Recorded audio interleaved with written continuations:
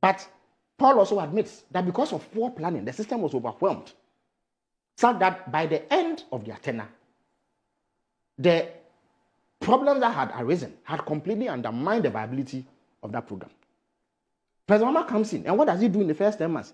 Before they left office, every day on your show, you showed gory pictures, harrowing pictures of students in senior high school eating food that, with the greatest of respect to everybody listening, even dogs in some homes today will not eat. Today, the situation is not like that, because over 1 billion cedis of money has been pumped into that.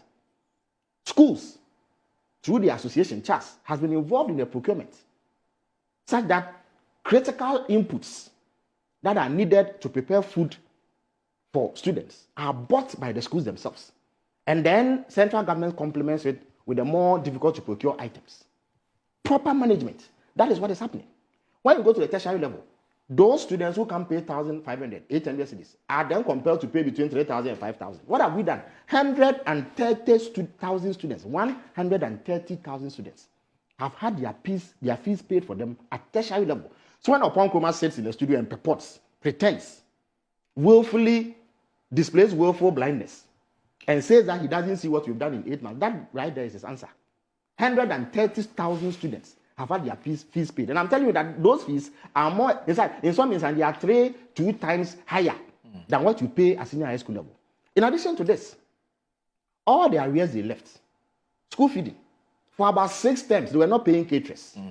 Moro, for about 6 terms, they were not paying capitation grant. What is the use of having an educational system if you cannot finance it? 6 terms, they were not paying capitation grant. Okay. Not only has capitation grant been increased, we've actually been able to pay and are current in terms of payments. Do you hear of school feeding agitation lately? You don't. Why? Because the caterers have been paid, including those who they contracted and refused or failed to pay, most of whom were their women organizers. Right. Look at the energy sector. In the last 8 months alone, $1.3 billion has been spent by this government to procure fuel. So when you go home and your electricity is stable, that is how it is being managed. Okay. When they were leaving, they didn't leave a liter of fuel. Okay. For this government, how were they even expecting that their lives to be on? They adopted a scorched earth tactic on that matter. Now let me come to the issue of the free, 24-hour economy that Oponkroma. Oponkroma is not on this show, Minister. No, but he has played his insect on multiple occasions. No. But it is something that. But I'd like to congratulate you for something, this free SHS thing you are talking about. And I'd like to also congratulate Ghanaians in that regard. Because Ghanaians have become very matured and our democracy is maturing. This is the NDC who did not believe in free SHS. How so? This is the NDC. Stop right there. I'm on the floor. Stop right there. Okay. But now NDC is supporting free SHS, which is not their policy. What you expose. No, it's not your policy. Listen. Is it your policy? No, listen to me. You see, we don't need to split hairs over obvious matters. Yes, so that's our policy. That's NPP's policy. Not a problem. Look, and the policy that you are supporting. In 2014, yes. The first steps in free SHS were taken by President Mahama. In fact, when they came to power, they claimed that we had left arrears in the implementation of free SHS, even if it was progressive. That is an admission that we started it. If we hadn't started it, how would the arrears have accrued? Number two, was settled in 2022. It was not settled. It was about not, who brought free SHS. You still believe NDC brought free SHS? When we were speaking, I kept asking. Please. But I'm interested in that. No problem. I'm also very interested. Okay. Paul, I'm asking you a question. Yes, please. Napo, who you wanted to become vice president, who you campaigned actively for, yes, says that when he became education minister, the NDC had left arrears of about 30 million or so because of the implementation of free SHS. These were Napo's words, and Napo was education minister. You cannot be more credible in education matters than Napo, who was there. I don't know why Napo would say that. Because the first time free SHS appeared in parliamentary hazard. I beg you. I beg you. Okay. Paul, yes, you please. cannot question Napo's locus.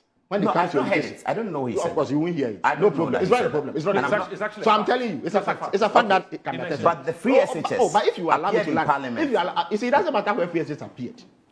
It does not matter where free SHS appeared. Yes. I know for a fact that these students went to school for free under the NDC, in terms of their fees and other payments. So the Minister of Education, in their bid to get back at us, claimed, in fact, one of the criticisms they leveled against Professor Nana Opoku-Agyeman when she was nominated as running mate. In fact, they gave their communicators speaking notes. At the top of that was that she had left arrears as education minister in the implementation of free SHS. So that puts paid to that debate. Number two, when you implemented free SHS, and we were drawing attention to the obvious flaws because of the poor planning, which is symptomatic of NPP policy making, their response was that we were opposed to free SHS. In fact, Paul has tweeted it this morning. And then, from around 2020 or so, it became their mantra that President Mahama will collapse free SHS. Today, he is commending President Mahama for continuing free SHS. Yes, so it tells you about the vacancy of MP propaganda and how short-lived it often is. Today, no, he didn't say so. You said that President Mahama said he would review free SHS, and one of the reviews is how feeding is being managed. Everybody agrees that it's a much better management practice today in feeding than it was under you. Yet you said review highly educated people, some of whom had attended Yale University, Oxford, LSE, and what have you, say that review meant cancellation. Today, free SHS is alive and kicking. President Mahama has gone a step further to begin to introduce interventions in tertiary education so that the poor free SHS student from Abuenu in Adwa Sebu Kamankese or Abusumayade in Adwa Sebu Kamankese can have hope that when they get to tertiary level, they are not going to be left in the lurch. President Mahama has done that. The poor girl in Fomaye in Adwa Sebu Kamankese who stayed out of school because she could not buy sanitary towels now has hope because 3 million sanitary towels have been procured and she has benefited from same. So when you sit there and say that you've not seen what we've done in 6 months, you are only deluding yourself. As you've always done. Not you. I'm responding to general MPP claims echoed by Kojo Okonkoma, who is a key figure for them in parliament. So that must be